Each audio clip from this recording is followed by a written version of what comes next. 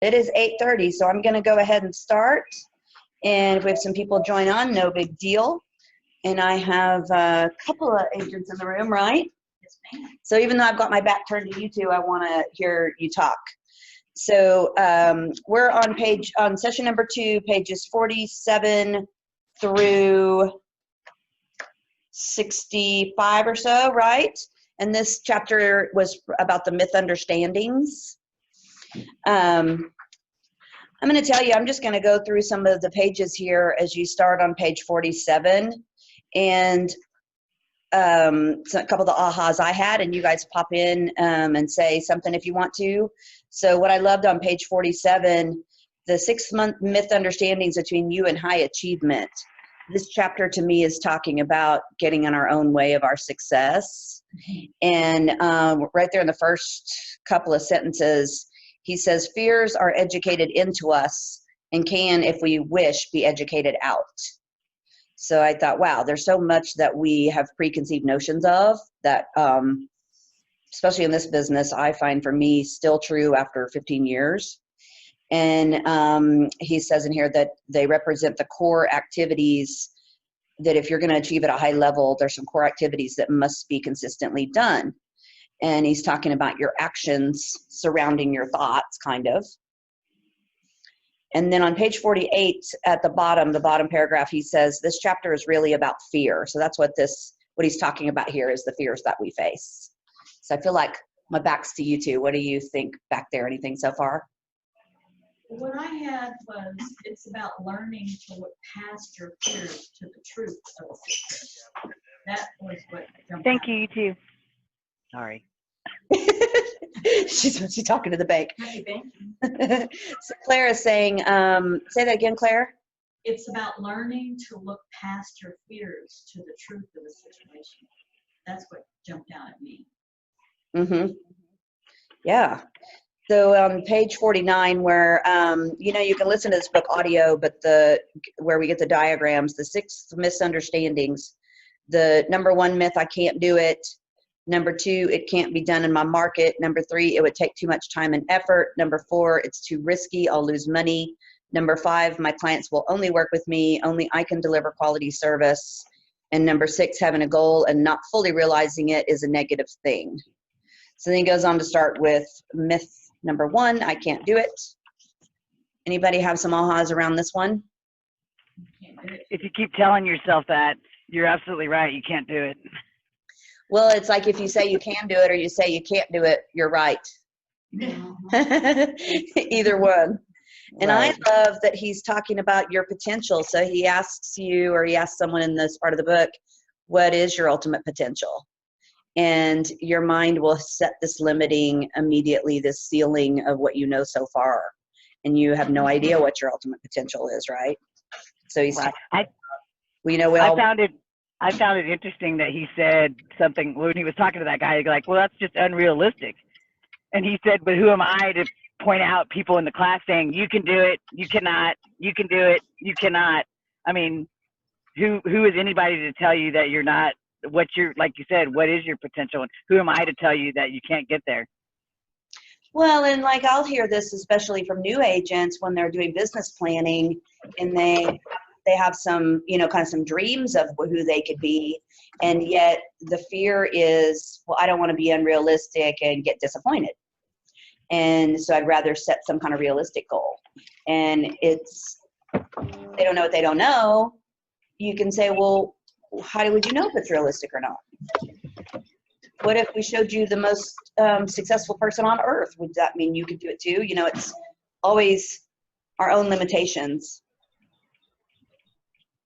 The thing he says on page 51, you don't need that kind of non-productive self-talk going on in your head.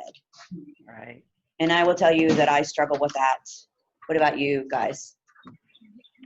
I would agree. You ever have non-productive self-talk going on in your head? Yes. Mm-hmm.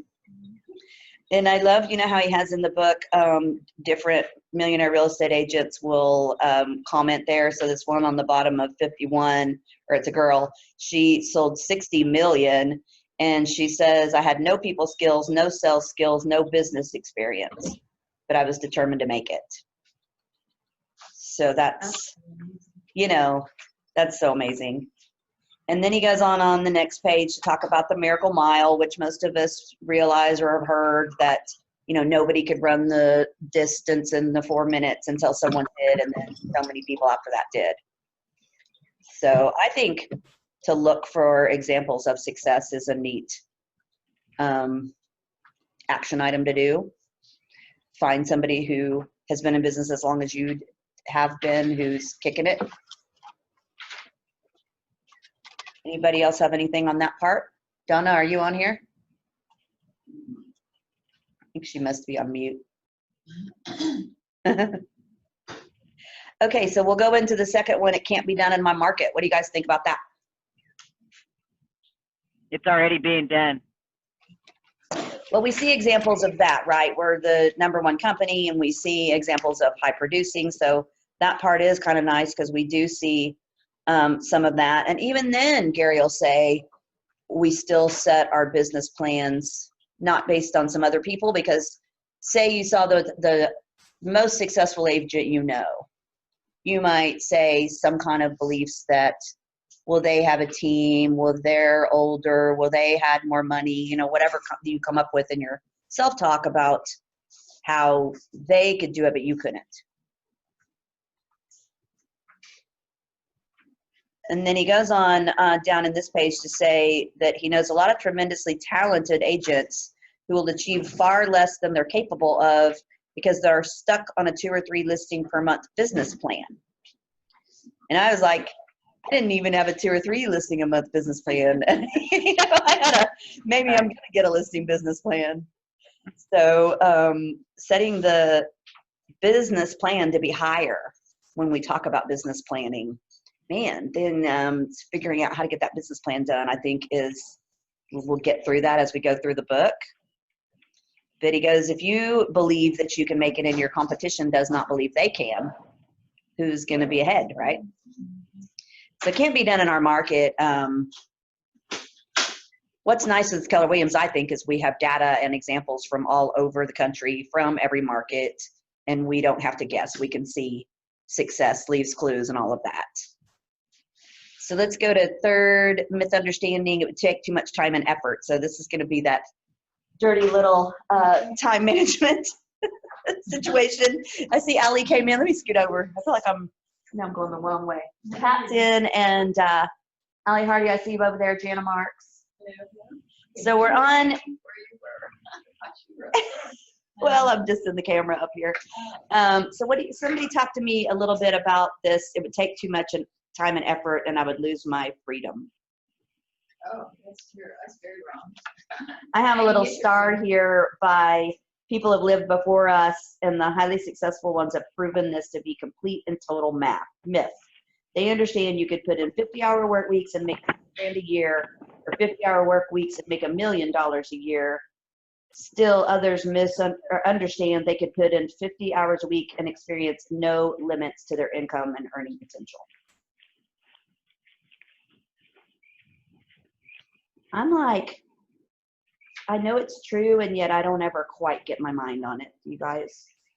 So, Well, I was told that if you spend 40 hours on real estate, not just in real estate, but if you actually work at it 40 hours a week, and when I started, I was paying a babysitter to work all day, so I had to have some benefit. I had to have some results at the end of the week. So that was my goal. And I think if you have those goals, you have to put in that 40 hours and not at the water cooler or in the coffee room or whatever. You have to actually do that prospecting. well, and so what you're saying is you've got to spend the time efficiently. Right. You know, you got to show up first of all, and then you have to be purposeful about it. Hold on, I'm turning my page. So the other part of this that I kind of underlined is on your myths and truths there on page 56. You know, I'm so guilty of this. Activity means productivity. So you're so busy, but what are you actually getting done? I mean, it's just awful. Efficiency equals effectiveness. More discipline means less freedom when it's actually the opposite of that. more disciplined you are during the time you are working, the more freedom you get.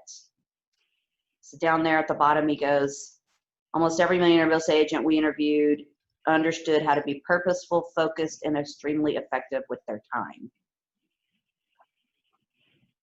I don't know, Donna Story, are you still on mute? She hasn't said anything so far today, but she's really good at the time management training. How do you guys feel about being purposeful, focused? I like how whenever you maintain your discipline and your focus, at the bottom it says, you actually earn back your time. For so long, if you continue to do what they tell you to do, and you continue to do it, It's like the activity over time will give you time back. Donna, is that you making all that noise? Could be Cindy. Okay, so what about if it's too risky to lose money? What did you guys think about that one? How are you? I'm running in without my hair done or anything. Who's talking to us, Donna? I have an appointment at 9 to get it done. Are you talking to us? No. Cindy. Okay, so what do you guys think? If you ever hear like Keller Williams speech, we'll say red light, green light on your spending. So that comes straight from this part of the book where Gary recommends that you hold your investments accountable to their return. So he talks about basically being afraid that you can't afford something, which will all be there at various times. I don't have the money to hire an assistant. I don't have the money to buy postcards or, whatever it is. And yet that's a limiting belief in that sometimes you can't afford not to invest in your business. And what were your guys' thoughts on that part? I kind of like the fact that he talks about once you do make the original investment, that you need to sit back and wait to see how, basically what it brings you before you just start throwing money at it repeatedly. See what's, I guess to me it seems like he's saying, why don't you see what works for you before you proceed from that point? Well, and so when he talks about red light, green light later, it has to do with the percentage of your income. So not spending money that you don't have, first of all. And then let's say you're on that cusp of, I've got some money, or I really know I need to invest, and what am I going to invest it in? Instead of just going because you got a call and they said they've got some leads for you to buy or whatever it is that you might decide to spend money on, spend a little bit of money, see what your returns are, then add to it over time. Now he says down there, kind of at the bottom of this myth there on page 59, the difference between costs and investments, playing red light, green light, add costs incrementally, hold them accountable to incremental gains, and only then move forward. Valuation, engagement, and patience. And I think that's kind of like what Pat said, working. Donna Story's in the back of the room now. What Pat was saying was, being purposeful and engagement, evaluating what you're doing with your time and your money. What do you think, Donna Story? You just have to have the money to invest and put something back each closing, each time, each month. What about pre-closing? She said, Pre-closing. pre-closing, spending the money, not always a good idea. You still got to spend some money to make it. Well, and he starts talking about when you hire leverage, but if you don't have that income yet, like we said last chapter, it's always that you've got to have the leads, you've got to have the listings, and then you get to the point to where you can afford the leverage. And the book is really about thinking with that end in mind from the beginning. So when you're looking at what am I going to spend money back, you've got to have a closing first. And then when you have one, either put money back or invest with a purpose and a plan and thoughts. Okay, so let's go on to the next one. My clients will only work with me, only I can deliver quality service. Somebody speak to that. Doesn't look like it's true. It says your clients aren't loyal to you, they are loyal to the standards you represent. So think about what your standards are. Give an example of what a standard is. Communication. So communication on how quickly you would answer, like Claire was going through yesterday with an example of someone who wouldn't communicate back, another agent. She knows that that's the opposite of how she wants to be. She answers communications quickly with clients and with other agents. And so then, you know, what if you guys hear the surveys every year, the biggest complaint we get from customers is that we don't communicate enough.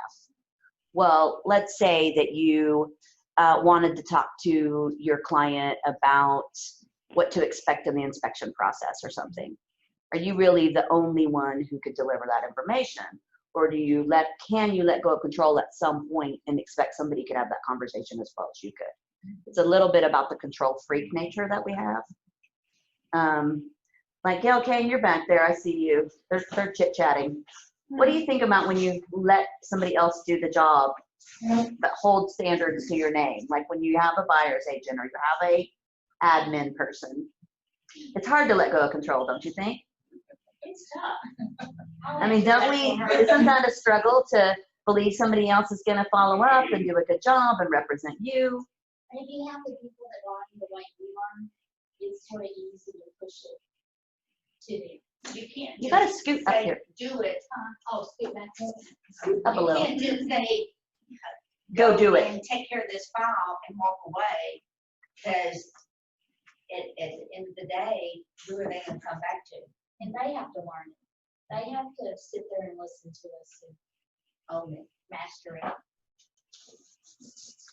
So you'll find yourself, like, say you were going to hire the transaction coordinator to give you some time back so that you could go sell more houses. But your fear inside of you is, oh no, I could not be not in control of my entire contract process. You know, we'll have those thoughts, don't you guys think? And go, oh, yeah, no, I don't trust, right? It's a lack of trust of someone else to take care of your clients the way you want to. And it's really just holding them to the standard of, here's my expectation. The contract will be at the closing or at the title company within, 3 hours of when we receive it or whatever your standard is. Then you might find that you actually get things done more efficiently than less. Transaction coordinators, the key. I mean, that's a big one, don't you think? Not a buyer's agent, not a listing agent, but a good transaction coordinator that, like Tiffany, that knows it in and out, that, and then she trains you on what she's needing. So. And on not letting things fall through the cracks, that your intentions are to have the standards. The standards are hard to put in place. You do them kind of over and over and over. You get better all the time. I think getting bogged down and whenever you're ready to have a transaction coordinator assist you, it's really easy to get bogged down with that and not doing what you're supposed to do in that rainmaking position. It's easy to, oh, I can't do that because I have to make sure all these steps in the contract get done below. That would be. Yeah, and I find myself with lots of excuses all the time and reasons that I can't lead generate because I'm so busy doing who knows what. Right. Okay, so 5th misunderstanding, my clients will only work with me, only I can deliver quality service. Yeah. Well, we know it's a myth. So the truth, your clients are not loyal to you, they are loyal to the standards you represent. So it's really the same concept. On page 60, I put a little star by the second paragraph because Gary says, please hear me and hear me well. If you get nothing else out of this book, please consider this point. Whatever service you provide, as specialized as they may be, can be duplicated through the right people implementing systems to achieve standards you approve. That is a very big aha that you'll come back to as you start to get to a point to where you leverage. Whatever you think you are best at, somebody else could do as well as you. Well, isn't it like taking your weaknesses and having someone else do it for you? That, and say you thought you were a fantastic listing agent or you delivered an amazing presentation. Could that be duplicatable with the person who was a talented person who you could teach to say it like you say it? Yes. Right. Your business, yes. So the thing is when we're not to that level, like Donna's at that level, the first time you think about using someone, you'll have these big fears and limitations holding you back, saying, no, I better be the one to do that. So that's a really big one to get past.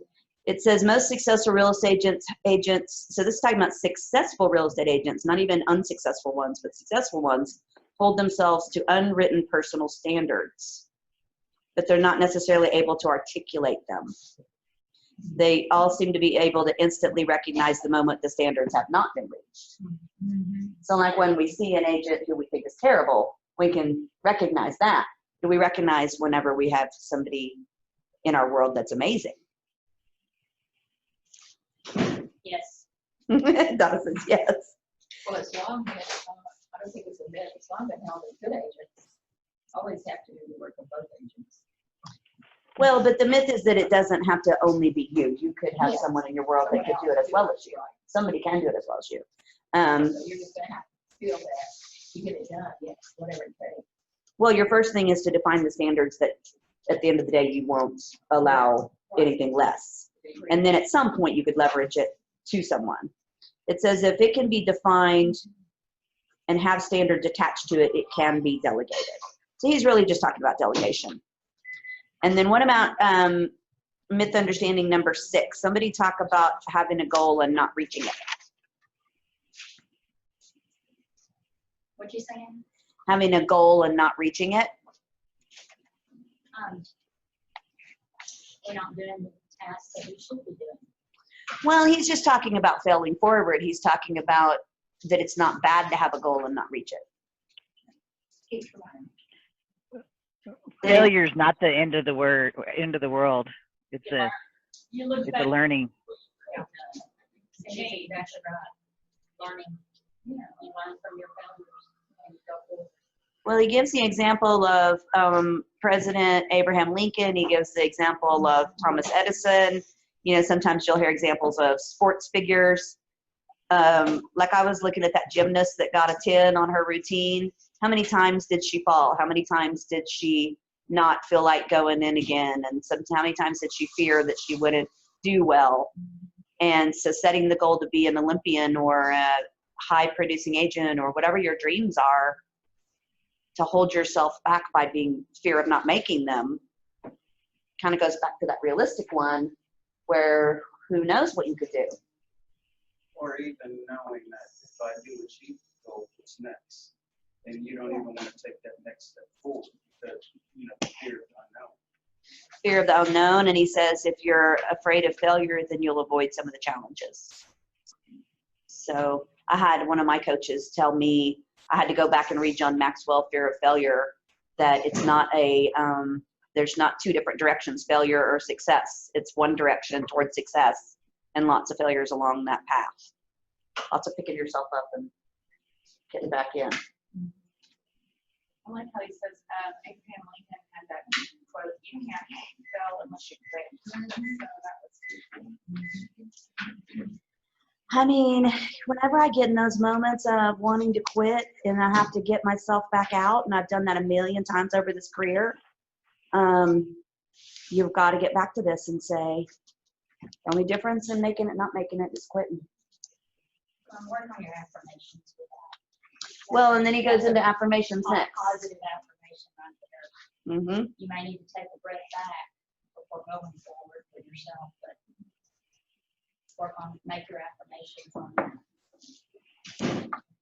So the affirmation part, I have heard, and I didn't realize it was from this part of the book, if it is to be, it's up to me. If it is to be, it's up to me. If it is to be, it's up to me. And then he goes on to say, if it is to be, it will be me. So he gets even a little more aggressive with that affirmation. I really think we should do a whole session on affirmations. There's so much good stuff about that. That he just says that your ability to keep moving, make progress, and learn as you go. Anybody else have any ahas on affirmation on that part? You can't get anywhere if you never start. You can't get anywhere if you never start. Yeah. Does anybody have a good affirmation that you use around your success? I just say God's in control. God's in control. How about you, Donna? Do you use anything No. specific? I'd have to think about it. I've got so many that is. But anytime you have a challenge or anytime you have something, it's when you need to make your affirmation to adjust to that. You've got any kind of limiting belief, that's where you need to write your affirmation. Well, my coach said not too long ago I was having stinking thinking. And this is when that's going on, because it happens to all of us, and there's nothing we can do sometimes. And like I teased Jana a day or two ago when I saw her, and I said, there's no affirmation, or whatever it was she said. I'm like, you have to, when that's going on. Oh, when it's as ever first. Yeah. I'm like, you've got to stop that, right? You have to. Because if you believe it, it will be true. Guess what? I had a breakthrough on this chat. I'll share it. Well, hold on. Yeah, we're on the book club. So let's wrap up. Close out here on the points to remember. You have to examine your beliefs and search for truths and abandon your myths. Other people succeed at high levels, so can you. Just because it's never done and been in your market. What if you were the pioneer and you completely, I mean, what if, right? I just think that thinking bigger thing that Gary does in this part of the book is really something to consider. The time and effort one, yeah, it's hard work, and you have to give it time and you have to give it effort. Those are the ones that stood out, defining your standards and believing and failing forward. It's all about mindset. Anyone else have anything to close out? Anybody up there that's on mute? Well, I think that you shouldn't think in terms of failure. You should just think in terms of learning and assessing the situation, and that it's a decision and people have a right to that decision. Just go on to the next situation. Words of wisdom back here. Anyone else? If not, I'm going to close out. Oh, Jana. So mine, it kind of goes back to bold. You know how they say you have to have a breakdown to have a breakthrough. Normally, a breakdown is, is the sign. Well, it's when we hit those ceilings, and then we break down and break through. That's exactly what I just experienced. Only it was more on a personal level, not a business level, but a personal level. And I needed that. God had to bring me to that breakdown, basically, so to bring me to my breakthrough. And what do you guys think when you have those moments of, I don't know if that's me, as far as a lot of times I'll have agents tell me, well, I'm not going to be a millionaire. I could never, I'd be happy to make this or that or the other. Do you guys believe that is just limited thinking? Yes. Yes. Right? Yes. So there goes your myth understandings. Awesome, guys. And I'll post the next reading and we'll move next week into more good stuff.